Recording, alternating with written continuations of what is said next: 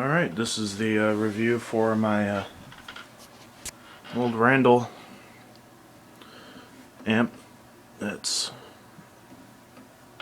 been sitting around here for God knows how long. I'm trying to set my EQ back to how I had it before I started playing that thing through it. And I'll move this out of the way a little bit. This place is a gigantic disaster, mess, whatever the heck you want to call it. Alright, give you the basics on this amp. Is a this one was made in '87. It's not too badly beaten up. It's still got the original Tolex on it. This is a Randall rb-125-115 combo. The 125 meaning 120 watts with a 5-band EQ and one 15-inch speaker. The original one on this amp was blown, I guess. I don't know. And it's got a they don't make it this specific speaker anymore, but it's an old Eminence speaker. I've always liked this amp because it's got a nice vintage sound, and it's old. It's a analog, hand-wired, all that good stuff. One of my favorite features about this is it has a outlet in the back. I don't know if you can see that. It's probably a little dark. This amp gets 120 watts through 4 ohms. Right now it's only connected to the speaker that's in it right now. You can unplug this, and if you've got another head you can use that. But I'll just stick it in there for now. I've got another head, old Hartke HA3500, that I can probably stick on top of here and use if I wanted to. But I like the head that's in it now. It's a good, solid, working bass amplifier. I mean, you can take this thing to gigs. And it's a little heavy for the power it has. It's about 80 pounds, solid state. Knowing Randall, they probably made these MOSFET back in the day. I don't know if it runs a true 120 watts at 8 ohms, unless it's like what Ampeg did back in the day. They would make it run, their old SVT heads would run about 300 watts through either 4 or 2 ohms, either way. But now you see amps that get a little bit of a wattage gain if you drop the ohms. For people that don't know what ohms are, you had this little thing in your internet search bar called Google. OHMS. It's an acronym. I don't know what it stands for, but it is. Basic controls.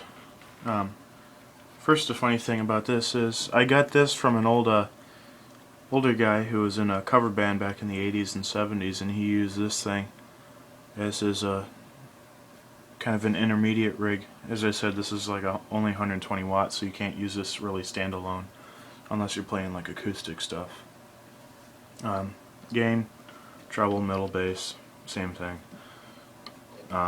as your normal amplifier. And then you have the control situated at 6 kilohertz, 1.3 kilohertz, 390 hertz, 140, and then 40 hertz. So basically that's all I have ever needed for this amp. The tone controls are good enough to not need a preamp. Comes with a tray handle, casters that are removable. This is a really nice feature here. This has a on-off switch that is on, down, or up.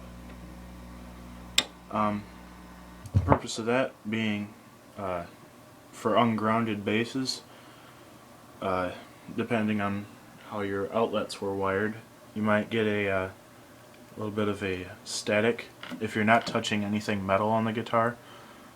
Making this go one way or another till that goes away is the whole purpose of that switch. I'm going to stop yakking and I'm going to play this thing a little bit. I'm not going to be a person who goes on the bandwagon and set all my EQ flat.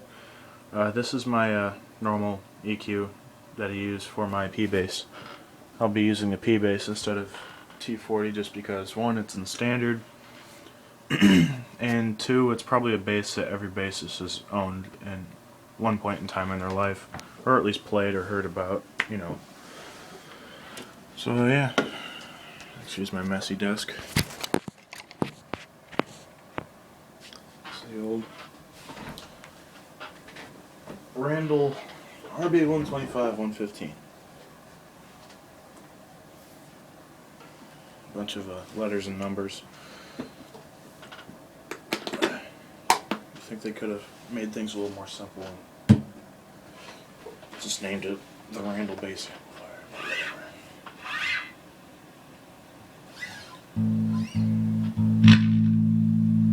This thing is made in '87, so there is some static on the knobs and stuff. This is tone off. These are relatively brand new strings too.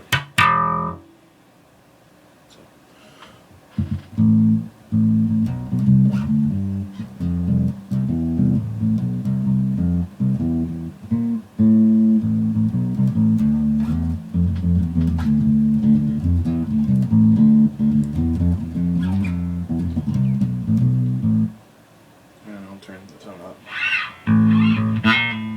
Sorry.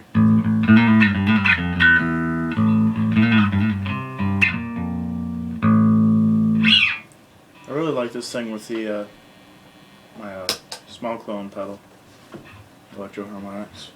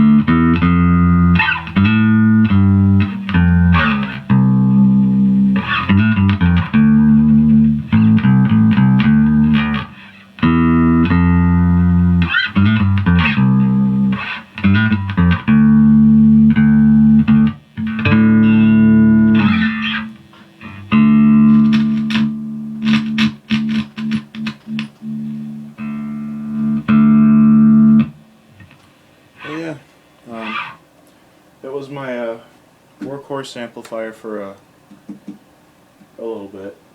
This is my first big amp that I got. My heart key is a little bit bigger, but it gets the job done. It's got an effects loop for being, oh god, made in '87, so that'd make it at least like 30 years old. Maybe not even that. I don't know. Effects loop. It's got an unbalanced output in the back of it for lining out to PAs, even though most PA systems will, the operators will look at you funny if you say I've only got a 1/4 inch output on my bass. Most people run XLR now. But hey, from being made in 1987, it's not a bad amp. You can probably find one on eBay, although I haven't seen any. I found one that was made in 1991, and it had a snakeskin Tolex covering on it. It looked freaking sweet. If I had had the money, I would have bought it. But no job, no amp. I'm only 17, so it's probably my favorite amp, to be honest. I wish Randall would make these things again. The old bass amplifiers they used to make with the Jaguar speakers in it. Now they only make this little 25-watt combo that you can't really use for anything. I mean, I've got a old 25 Quantum over there, but I've never used it for anything except for maybe practicing technique when I don't feel like shaking the floor. Other than that, I don't think there's anything else on the samp that I can tell you guys about. It's probably been my most trouble-free amplifier to work on. You really only need to worry about 6 screws, 2 holding amp in, and then there's a piece of wood back here that you can't get it out without taking the piece of wood out. But yep, that's the Randall, made in the USA, vintage. The only way to go anymore.